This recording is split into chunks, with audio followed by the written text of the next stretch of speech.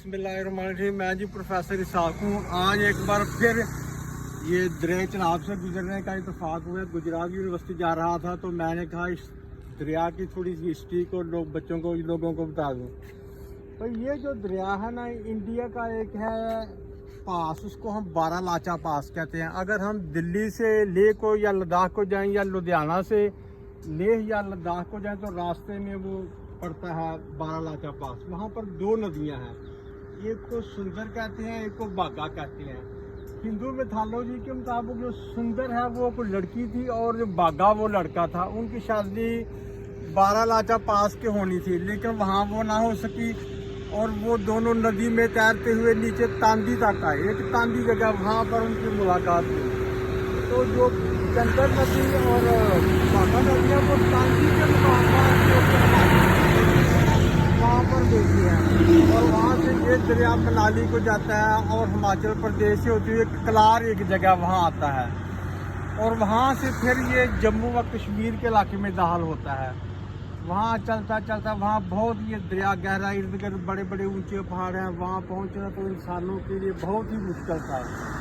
पुराने ज़माने में आप ये सुनते हैं कि लोगों को ये नहीं इल्म के दरिया चनाब कहाँ से निकलता है। वाकई ये बात दुरुस्त थी कि बारह लाचा तक पहुँचना नामुमकिन में से था। दरिया ये कश्तवाड़ के रास्ते से बारह ये फिर दरिया आता है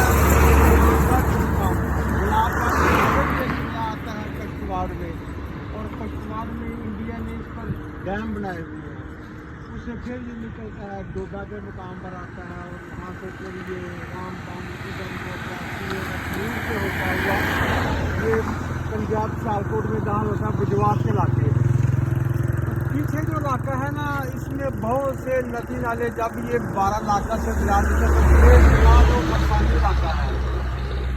बहुत ज़्यादा बर्फ है वहाँ से बेशुमार नदी नाले निकलते हैं जो कि इसमें गिरते रहते हैं। इवन के रामबान और कश्तवाड़ तक और ये डोडा तक बेशुमार नदी नाले इसमें गिरते हैं और दरिया में समझे कि बर्फ़ ही गिरती है। इसमें हम गुजरात के इलाके में 2-4 बार नहाए थे, लेकिन इसका पानी इतना ठंडा होता है कि आदमी 5 मिनट से ज़्यादा इसमें बैठ ही नहीं सकता। तो यूँ कहें कि दरिया चनाब में बिल्कुल साफ शफाफ बर्फ़ ही आती है।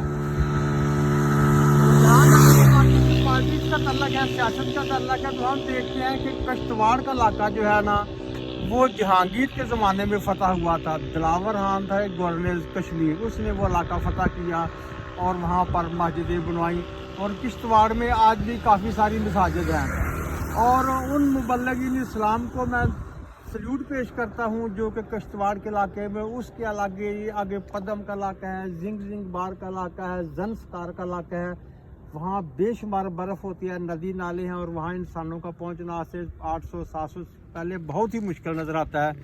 उन लोगों ने वहाँ तबलीग की और लोगों को दार इस्लाम में लाए। उधर एक वारवान की वादी है जो कि बिल्कुल अगर हम कश्तवाड़ से लद्दाख को जाएँ तो रास्ते में पड़ती है। वहाँ बर्फ़, दरिया, नदी नाले, वहाँ पर गुज्जर और बकरवाल लोग ज़्यादातर रहते हैं और बेशुमार वहाँ पर मुसलमान हैं। मस्जिदें बनी हुई हैं, अज़ानें होती हैं। लेकिन उसके बाद के दौर में हम देखते हैं कि मुग़लों के ज़माने तक तो वहाँ पर मुसलमान बहुत अच्छे तरीके से रहे, उनको मजहबी आज़ादी थी। लेकिन उसके बाद जब रंजीत सिंह का ज़माना आ गया तो कश्मीर पर सिखों की हुकूमत कायम होगी और उन्होंने मुसलमानों पर जुल्म सितम किए। और गुलाब सिंह को जब रंजीत सिंह ने जम्मू का इलाका दिया तो उसका एक जर्नैल था, उसका नाम था जोरावर सिंह। उसकी बहादुरी और जुर्रत को भी सलाम पेश करते हैं कि जोरावर सिंह ने कश्तवाड़ फतह किया। कश्तवाड़ से आगे गुलाबगढ़ का इलाका है जो कि गालबन गुलाब सिंह के नाम पर रखा हुआ है। वहाँ से वो पहाड़ की तरफ पहुँचे और पहाड़ वो ना लद्दाख पहुँच गया, लेह पहुँच गया, वो इलाके उसने फतह किए।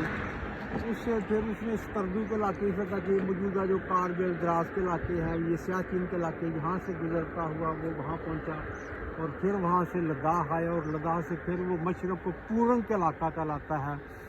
ये जो है ना तांदी और हिमाचल प्रदेश से ऊपर वो उस आदमी ने फतह किए। पता नहीं कितना बहादुर वो आदमी था जोरावर सिंह। तो उसकी बहादुरी और जुर्रत को भी दाद देनी पड़ेगी कि वो हमेशा बर्फानी चीता था जो कि बर्फ इन पहाड़ी इलाकों में जंगे करता रहा। उसके पाए का हमने कुछ जर्नैल नहीं देखा जिसने ये जंगे की हो। तो बहरहाल मतलब ये हरी सिंह जो गुलाब सिंह की नस्ल से था, ये जाते हुए जुल्म कर गया कि कश्मीर का अल्हाक भारत से कर गया। हालांकि कश्मीर की मुस्लिम आबादी, दरिया, नदी नाले, परिंदे चरिंदे, हर चीज़ हम देखते हैं किस इलाके से इधर को आती है। और कश्मीर का, किश्तवाड़ का, जम्मू का, डोडे का, रामबन का कुदरती तल्लुक सियालकोट से, लाहौर से है। इन इलाकों से लोग हमेशा मजदूरी करें, लोग लाहौर सियालकोट गुजरांवाले आते थे, रावलपिंडी आते थे, वहाँ तजारती लोग इधर आते थे। बल्कि सियालकोट के जो कसाई लोग हैं वो इस इलाके में बकरे खरीदते थे, ऊपर जो पहाड़ों तक, कश्मीर तक, ऊपर तक, फिर वो सियालकोट लाहौर में उनको गोश्त सप्लाई होती थी, उनका चमड़ा सप्लाई होता था। लकड़ी का ये दरिया जो आप देख रहे हैं, ये कभी लकड़ी से भरा होता था। हर साल यहाँ पर बहुत ही ज़्यादा लकड़ी आती थी, लेकिन आज वो सब कुछ बंद कर दिया। किश्तवाड़ के इलाके से, उधमपुर के इलाके से, जोधपुर के इलाके तक आप जाएँ तो देश भर की फसल देवदार के दरख्त नजर आती हैं, तो वो लकड़ी भी बंद हो गई है। तो कश्मीर का जो सियालकोट और लाहौर से तल्लक है, हिंदू गवर्नमेंट ने इसको बंद कर दिया। हालांकि ये मुसलमान इलाके तो ये पाकिस्तान का हिस्सा है और इंशाल्लाह अनकरीब ये हिस्सा बन जाएंगे। तो दूसरा, इसको तारीखी लिहाज से मैं देखता हूँ कि यहाँ पर मेहर गुल सियालकोट का बादशाह था, वो भी इस इलाके से गुजरा था। ये मेरे ऊपर ना कोई 5 किलोमीटर के फासले पर कुल्लूवाल का गाँव है, उसके ऊपर मराला, उसके ऊपर बजवात, फिर या अक्टूबर का इलाका आता है। तो मेहर गुल भी इधर से गुजरा है, महमूद गजनी भी इधर से गुजरा है, जब वो कांगड़ा और नगर को फतह करने गया था। गौरी भी इधर से गुजरा है। और रबीक तैमूर जब आया तो उसने दिल्ली से, फिर वो हरिद्वार जम्मू से होता हुआ इन इलाकों से गुजरा और ये ऊपर उसने जसरत ठोकर को पकड़ा और उसे 1 लाख रुपये उसने तब तवान दिया था। उसके बाद बाबर इधर से गुजरा है, अकबर बादशाह जब कश्मीर गया तो इधर से गुजरा है, जहांगीर के बादशाह भी इधर से गुजरा है, जहाँ भी कश्मीर जाते थे। जहाँ औरंगजेब एक बादशाह गिरा तो उसको बहुत से हाथी पहाड़ों में गिर गए और उसने कहा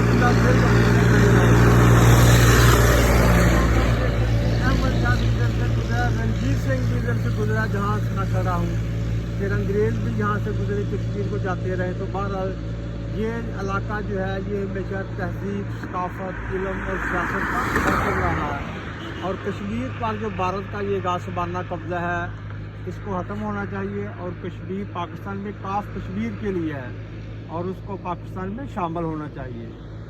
हम तमाम मुस्लिम उम्मा से, अफ़गानों से, ईरानियों से, बलोचों से, तुर्कों से इस बात की अपील करते हैं कि वो मुतहिद होकर ये इंडियन गवर्नमेंट पर दबाव डालें कि वो कश्मीर को आज़ाद करें।